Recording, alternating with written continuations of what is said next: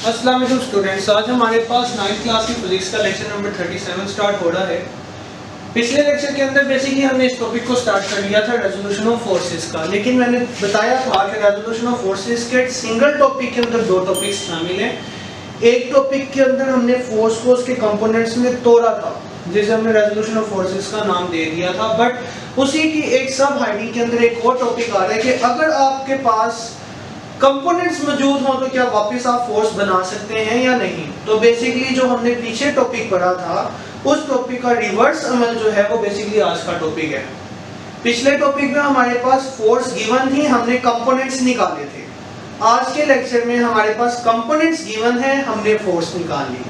तो टॉपिक का नाम देखें, ये बेसिकली हमारा आज का टॉपिक बनता है determination of force from its perpendicular components. हमने फोर्स को डिटरमाइन करना है बाय यूजिंग देयर कंपोनेंट्स।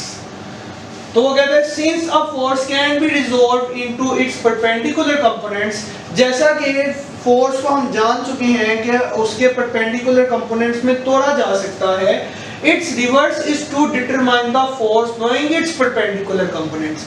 उसका रिवर्स अमल क्या है कि फोर्स को कैलकुलेट करना जबकि आपके पास उसके कंपोनेंट्स मालूम हैं।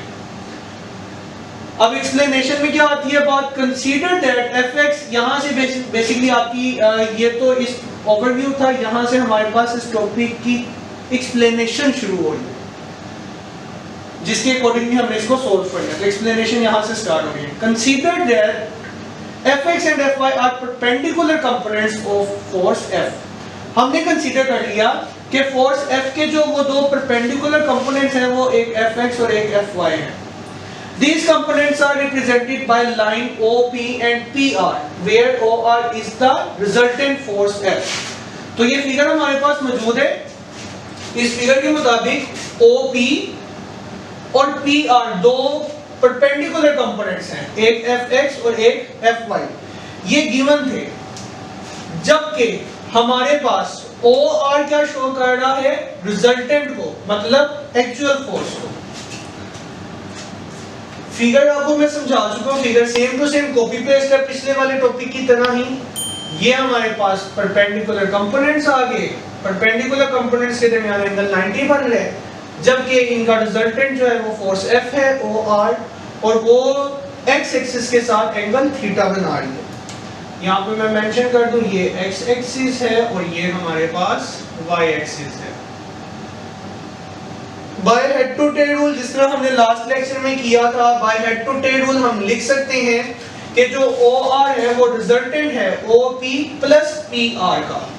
तो OR जो है वो OP प्लस PR का क्या है, रिजल्टेंट। जैसा कि हम इसको नाम दे चुके हैं, OP को Fx नाम दे चुके हैं, PR को Fy नाम दे चुके हैं, OR को F नाम दे चुके हैं। तो OR की जगह क्या लिख सकते हैं, F। OP की जगह क्या लिख सकते हैं, Fx, और PR की जगह क्या लिख सकते हैं, Fy। ये तो हमने हेड टू टेल रूल के मुताबिक फॉर्म लिखी है, और ये फॉर्म बेसिकली हमारे पास वेक्टर कहलाती है, ये वेक्टर फॉर्म है। अगर आप लोग नोट करें तो आपके तो बुक के अंदर ये सारे लेटर्स बोल्ड फॉर्म में लिखे होंगे, गाढ़े लिखे होंगे। पिछले लेक्चर के अंदर भी आप नोट करें तो तब भी जब उसने ये इक्वेशन लिखी हुई है तब भी उसने इसको बोल्ड लेटर्स के साथ लिखा हुआ है, जो कि वेक्टर्स को रिप्रेजेंट करता है। बट फाइनली हमने मैग्नीट्यूड निकालना है फोर्स F का। तो जब आपके पास ये इक्वेशन बन चुकी है तो कहते हैं by using right angle triangle we can find the force F। Means आपने पाइथागोरस थ्योरम पढ़ा होगा मैथ के अंदर, स्टेटमेंट में बता रहे तो जिसमें आप लोगों ने पढ़ा होगा हाइपोटेनियस स्क्वायर जो होता है वो बराबर होता है या इक्वल होता है base square plus perpendicular square. तो बेसिकली ये भी तो हमारे पास एक ट्रायंगल ही बन रही है, तीन साइड्स हैं और तीनों साइड्स की लेंथ मौजूद है हमारे पास, Fx, Fy और F। तो पाइथागोरस थ्योरम लगा देती है। कैसे, OR हाइपोटेनियस आ गया इसके अंदर, PR परपेंडिकुलर आ गया और OP बेस आ गया। तो क्या फॉर्मूला बनेगा, हाइपोटेनियस का स्क्वायर OR, बेस का स्क्वायर OP ये लेंथ, प्लस परपेंडिकुलर का स्क्वायर PR। स्क्वायर। तो यही इक्वेशन देखिए यहाँ पे लिखी हुई है। अब जैसे मैं ये नाम दे के आया था तो OR क्या है F, तो F स्क्वायर। इसी तरह OP क्या था FX, तो FX का स्क्वायर प्लस PR क्या था FY, तो FY का स्क्वायर। अब बात आती है कि मुझे तो सिंपली फोर्स F निकालनी है, मुझे ये स्क्वायर नहीं चाहिए। तो स्क्वायर कैसे खत्म करते हैं मैथ के अंदर, स्क्वायर रूट ले लेते हैं। स्क्वायर रूट लेने से क्या होगा, सिंगल साइड पे तो नहीं ले सकता, बोथ साइड स्क्वायर रूट लेना पड़ेगा। स्क्वायर रूट कर लिया बोथ साइड्स, तो यहाँ पे होगा क्या, जो स्क्वायर है वो अंडर रूट से कट हो जाएगा, फार्मूला आ जाएगा F equal to under root Fx square plus Fy square. ये फोर्स का क्या है, मैग्नीट्यूड। क्योंकि हमें पता है कि फोर्स एक वेक्टर क्वांटिटी है और वेक्टर के लिए मैग्नीट्यूड और डायरेक्शन दोनों को निकालना पड़ता है, तो हम फोर्स का मैग्नीट्यूड निकाल चुके हैं। अब आगे बात आ जाती है डायरेक्शन। डायरेक्शन के लिए हमें एंगल निकालना पड़ेगा। याद हो तो पिछले लेक्चर के अंदर मैंने आपको 3 ट्रिग्नोमेट्रिक रेशियोज लिखवाई थी, sine theta, cos theta, tan theta. इन दोनों को हमने लास्ट लेक्चर के अंदर यूज कर लिया था। आज तीसरी ट्रिग्नोमेट्रिक रेशियो यूज करेंगे, टेन थीटा। टेन थीटा क्या बताया था, परपेंडिकुलर ओवर बेस। तो परपेंडिकुलर क्या है PR, बेस क्या है OP, तो PR डिवाइडेड बाय OP।